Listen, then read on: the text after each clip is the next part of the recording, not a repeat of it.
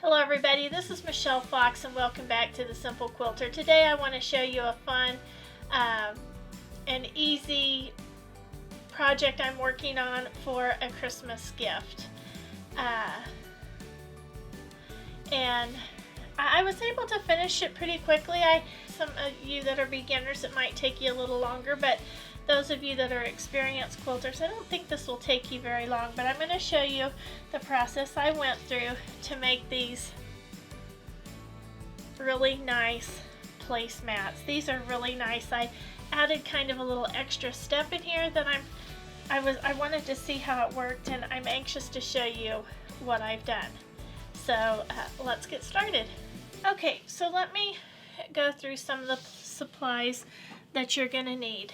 Now, I just used what I had, and this is an older muslin. It's a pretty thick muslin, but I wanted to use this as a foundation for the strip piecing. I like to use a foundation when I'm doing strip piecing so it doesn't get all distorted, especially when it's being put on the diagonal.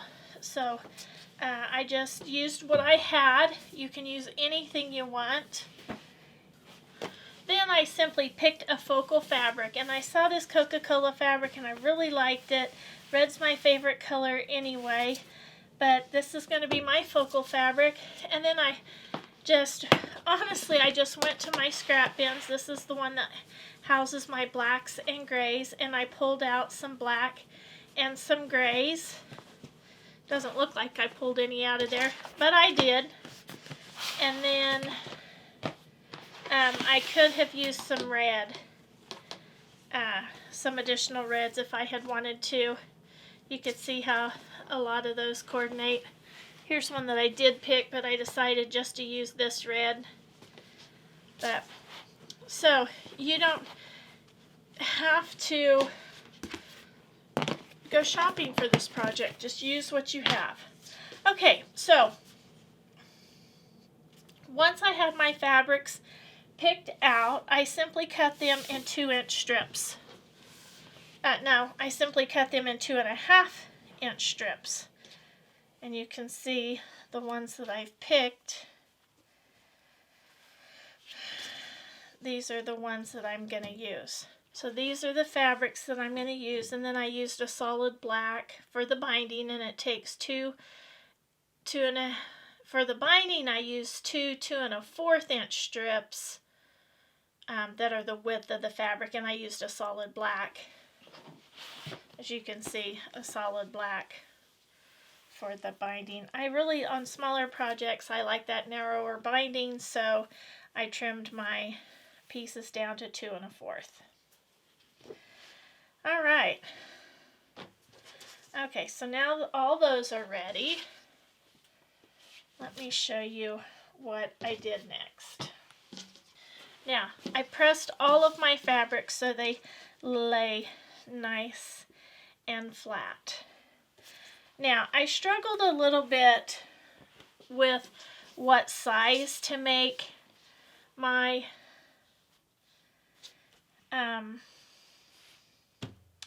placemat, but I decided with a 14 by 19 inch placemat. So I just drew a rectangle on my muslin and trimmed it down just a little bit. Now this is a little bit bigger because I'm going to trim it down even further once I get all of the pieces together. And let me show you what I did after I drew that rectangle.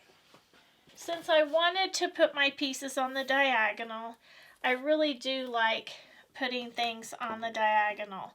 I simply lined up my 45-degree angle line along the bottom, and I just drew a line that's about 2.5 inches out, and I just drew that line. And that's going to be the base or the beginning for my quilt pieces. And then all you do is you just take your pieces and you lay them down. Now, I used my fabric glue to kind of secure these on and hold them while I am sewing them. Okay, so you just start laying out your pieces. Now, I used the ones that I have finished, I used those as the guide, and then I just started laying my next piece on there. Now this is important. I was careful to flip this back. Well, you put right sides together and then flip it back, because you want to make sure that your piece is long enough to extend beyond the borders. And I will be trimming it down just a little bit, but still I wanted to be sure each piece was long enough.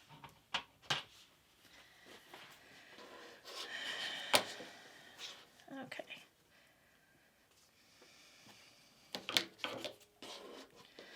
I'm just going to cut that off. And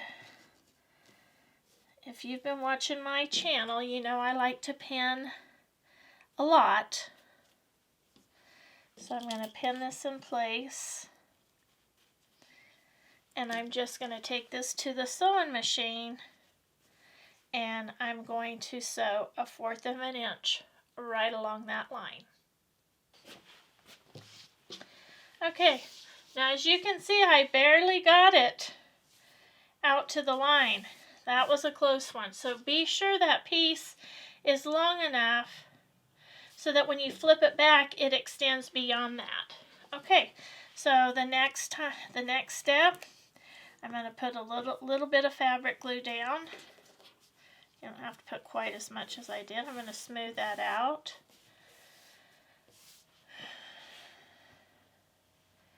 And I'm going to pick my next fabric. I'm going to fold that back to make sure I have enough. Now see, I'm not going to have enough.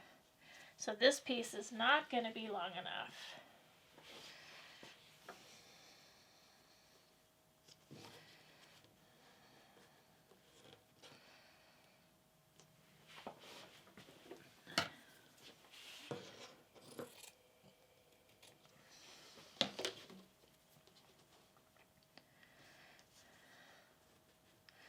This piece will be. This is just a great project to do. These placemats are really nice, and adding this extra piece of muslin, I really like the way they lay flatter.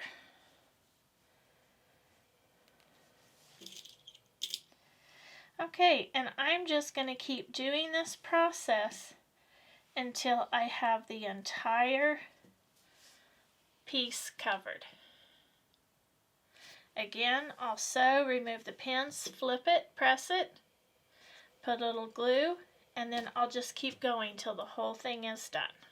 Okay, so I wanted to show you how I'm coming along here, and I've got quite a bit of it done. Now this has only taken me about, I don't know, maybe 15 minutes, but I thought of a couple more things I wanted to be sure to tell you. When you're using a directional print like this, be sure when you put it on and flip it back, it's going the way you want, because it's easy to get these turned around. And I don't know that it'd really matter if they get turned around. But I did want to be sure to tell you that.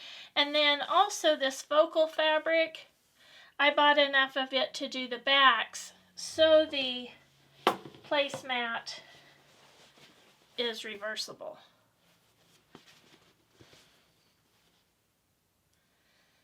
And you could use, I guess, any other type of stabilizer. I just used the muslin because I wanted it to be a little bit heavier, and I wanted it to, I wanted to just use what I had. So you could try other stabilizers. You could use that soft foamy stuff. I can't think of the name of that.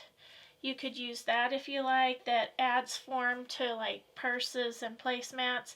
But I'm just used this muslin, spray starched it, and then I just used scrap pieces of batting to quilt the placemats. Okay, so I'm going to keep going until I get completely done, and then I'll show you what's next. Okay, so it's all completed now as far as getting all of the pieces on, and the last little piece, I am going to put a little bit of fabric glue just right there. This is just about empty. I think that'll be enough to hold that down, just to keep that down. Now the next thing I'm going to do, I'm just going to trim it a little bit. I'm not going to trim it down quite to 14 by 19 inches just yet, because I want a little bit of extra for when I quilt. And then after I quilt it, I will trim it down again. But I just want to kind of get this little bit of excess off here.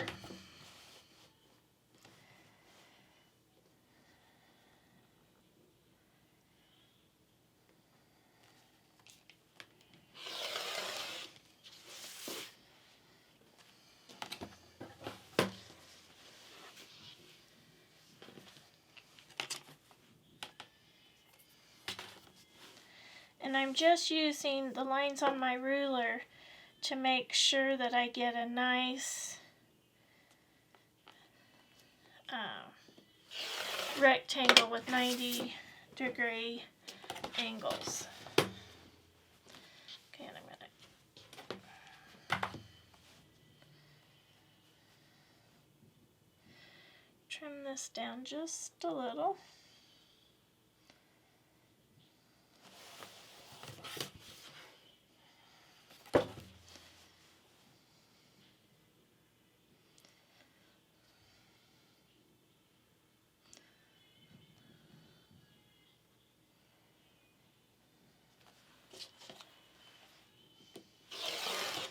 Okay, so this is measuring, let's see, approximately 15.5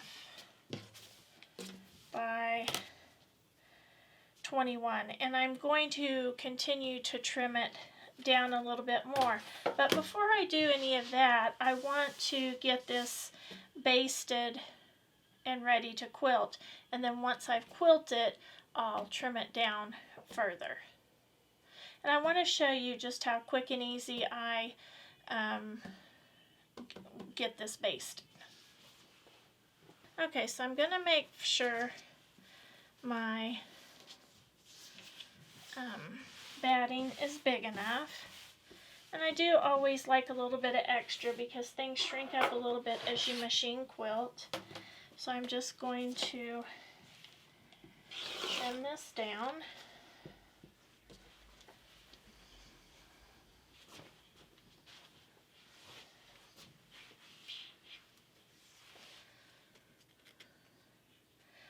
The next thing I'm going to do is I'm just going to tape this batting onto my rotary mat. And I'm not worried about taping it onto my mat because I'm using painter's tape, and painter's tape just doesn't leave a residue.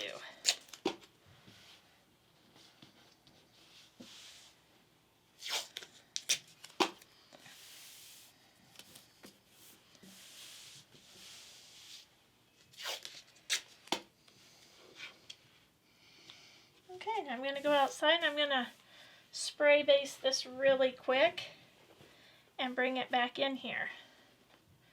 I want to be sure all these pieces are off. It won't matter, they won't show through, but I like to get them all off.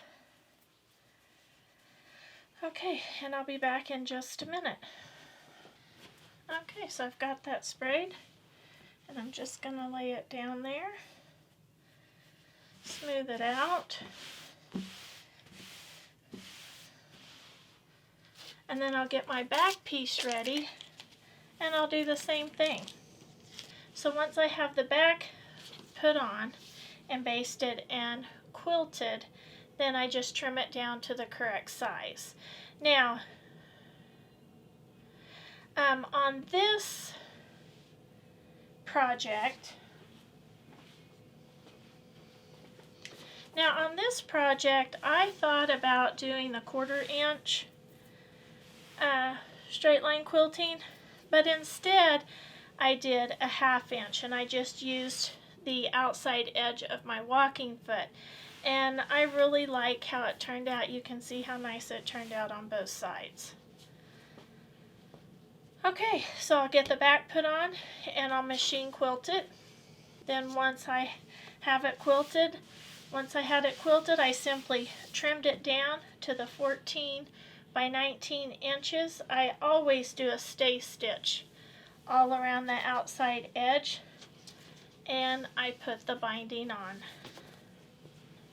Again, my binding strips I cut at 2 1/4 inches, and you can see how nice those turned out. These turned out excellent. Okay, so I hope you've enjoyed today's video. You still have time to make these for someone special for Christmas. And you probably have all the supplies right there in your quilt room. Okay, so again, I hope you've enjoyed today's video. If you have, please give me a thumbs up. Subscribe if you haven't. Please share with a friend, and as always, leave the comments. I love to get the comments, and I try to respond to each and every one. So until next time, have fun quilting.